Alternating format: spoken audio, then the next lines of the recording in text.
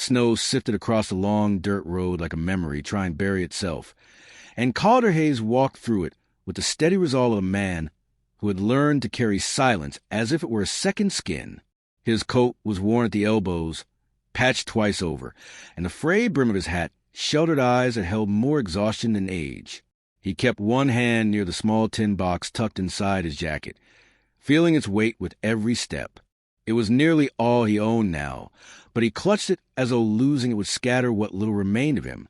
The auction barn rose in the white landscape like a rough-hewn cathedral, lanterns flickering at its doors and voices rolling out in warm, careless waves. Calder paused. He could already hear the laughter. Men who'd slept in warm beds, who'd never lost a herd or a home or a family to the slow cruelty of fate. He stepped forward anyway.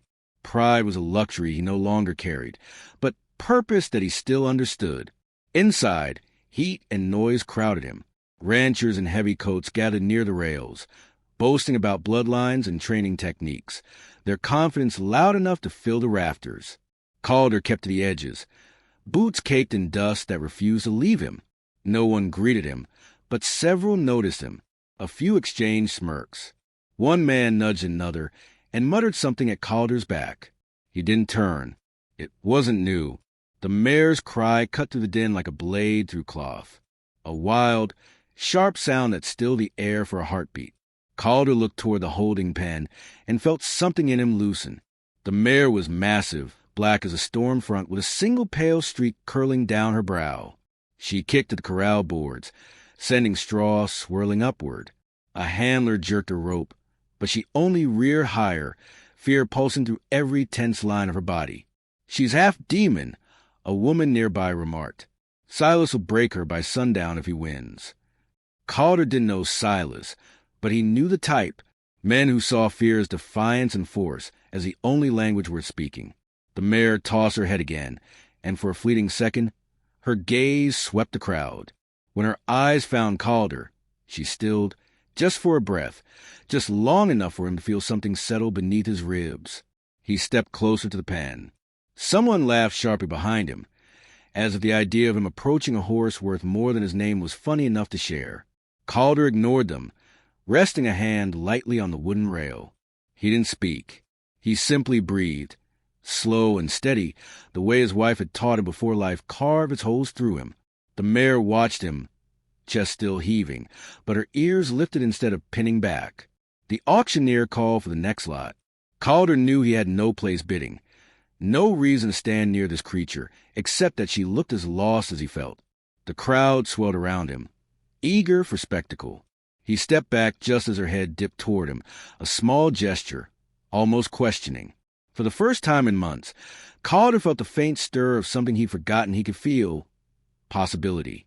The auctioneer's voice cracked through the barn like a whip, brisk and booming, pulling every drifting gaze toward the ring. Calder lingered near the railing, feeling the warm breath of bodies pressed too close and the cold draft creeping along the floorboards. Raven Hart. He didn't know her name, but it formed in his mind unbidden. Entered the ring with a jolt of energy that rippled through the crowd. Her hooves struck the ground in sharp, anxious beats, and the handler strained to keep her from bolting. Starting at 500, the auctioneer called, tapping his gavel as though eager to be rid of her. Silas Crow lifted one gloved hand, without hesitation. The crowd responded with approving murmurs. Silas carried the kind of wealth that shaped rooms. His coat was pressed, boots polished, face stern in a way that claimed authority rather than earned it. He watched the mare with an assessing hardness, as if she were a tool he could bend into usefulness. Calder felt a familiar weight in his chest, the tension between wanting to look away and being unable to. The mare's terror was palpable, a trembling beneath her skin that no one seemed interested in easing. She spun once, rope wound tied around a handler's wrist. Her ears flicked toward the spectators, searching for something steady. His breath caught when her gaze found him again. 1,000, Silas announced. The auctioneer nodded, pleased. A few ranchers chuckled, already certain of the outcome. Calder swallowed, tasting the metallic tang of helplessness. He touched the tin box in his pocket, not for courage, but for grounding. The letter inside. It had been the last thing his wife wrote before the sickness took her voice. He had never memorized it, perhaps never dared to. Still, it steadied him now.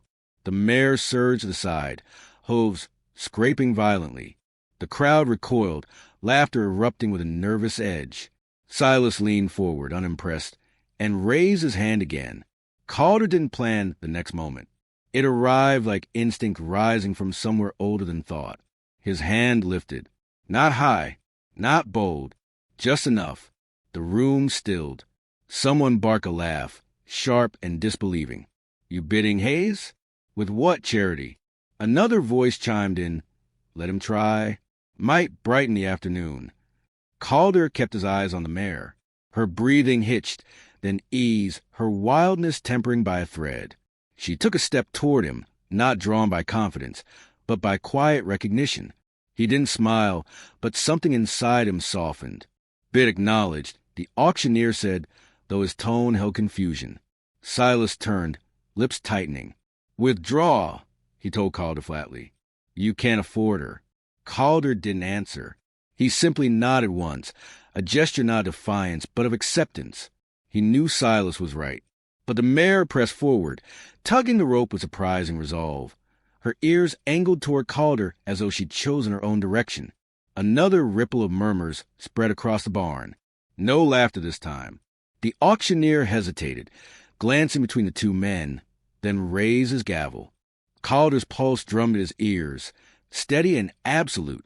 He had no idea how this moment would end, only that something irreversible had begun. The mare took one more step toward him, lowering her head almost to the ground, as if offering an answer he hadn't dared to ask. Calder walked Ravenheart through the thinning snow with the slow caution of someone guiding a wounded soul rather than leading a horse. She stayed close to him, not from training, but from something quieter, an unspoken choosing that neither of them fully understood.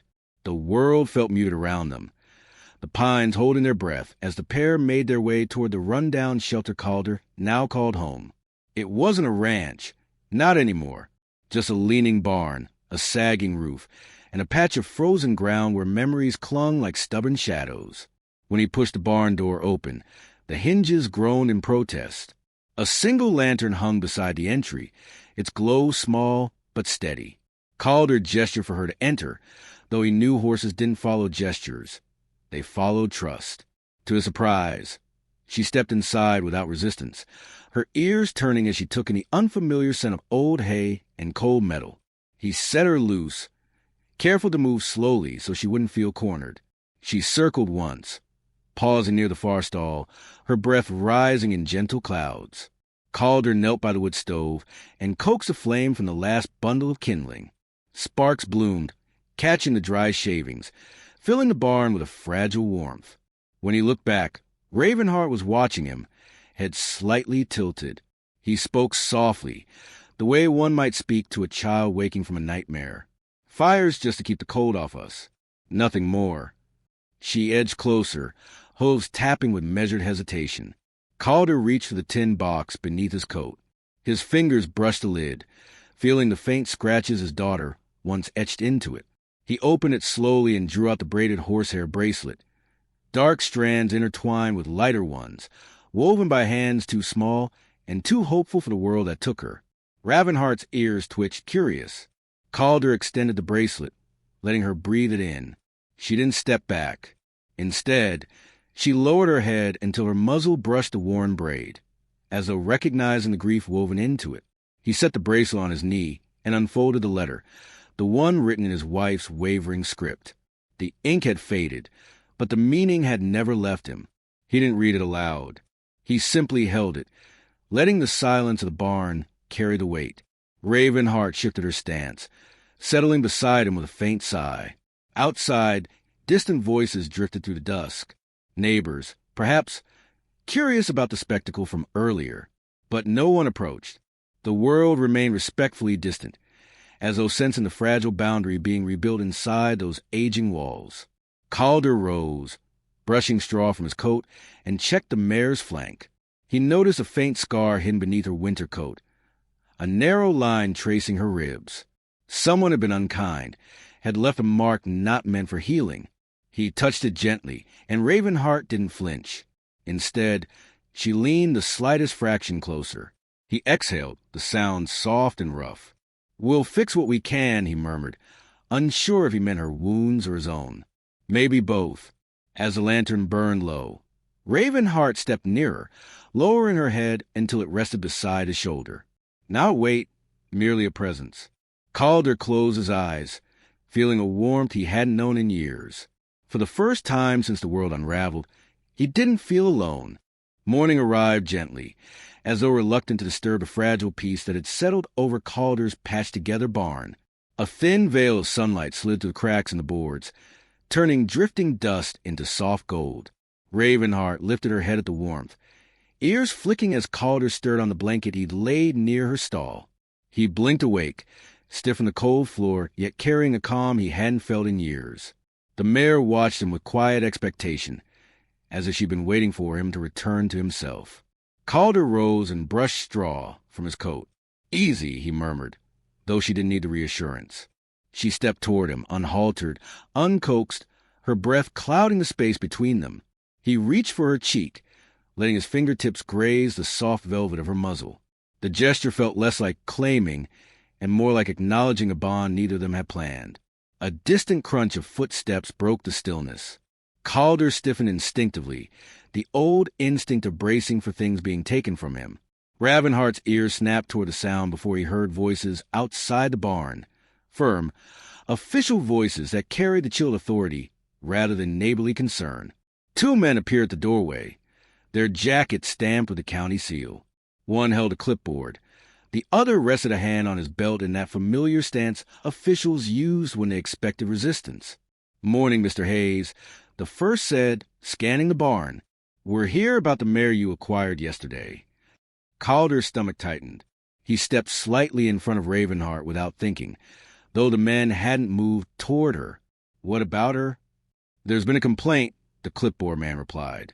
"A question about whether the sale was valid. The previous owner claimed she wasn't meant to be auctioned." Ravenheart shifted, pressing her shoulder lightly against Calder's arm, sensing the tension more than understanding the words. He steadied a hand on her neck, grounding himself to the familiar warmth. "I placed a bid." The gavel fell. "She's mine." The second man stepped forward. "If the paperwork's disputed, we may need to take her in until it's sorted." The words hung in the air like frost. Calder didn't raise his voice. He didn't need to. His silence was sharp enough. Ravenheart sensed a shift and moved again, this time stepping between him and the officials with a slow, deliberate certainty. Her head lowered to his shoulder, the same gesture she had offered in the auction ring. A quiet declaration, unmistakable in its meaning. The officials faltered. The clipboard man cleared his throat. "She does seem attached." One of Calder's neighbors approached from the path, breathless from hurrying. Then another. Word had traveled. They gathered near the barn, offering simple, earnest statements. How they'd seen Calder with the mare, how she followed him without rope or command, how she'd gone gentle only for him. The testimony was small-town plain, but true. The officials exchanged a long look. The first finally nodded. "We'll finalize the paperwork. She stays." Calder exhaled a quiet, tremoring breath. Ravenheart nudged his shoulder, as though sealing the moment. He rested his forehead briefly against hers, letting gratitude settle in his chest with something like warmth. As the officials left and the neighbors drifted back to their lives, Calder stepped out into the soft morning light with the mare beside him, unbound, unafraid. The world still carried its harshness, but something had shifted, subtly, profoundly. He walked toward the open field, Ravenheart matching each step, their shadows joining in long strokes across the thawing ground. For the first time in a long while, Calder felt the shape of a future returning to him. He looked at the mare and whispered the words that felt like a promise to them both. "Let's go home."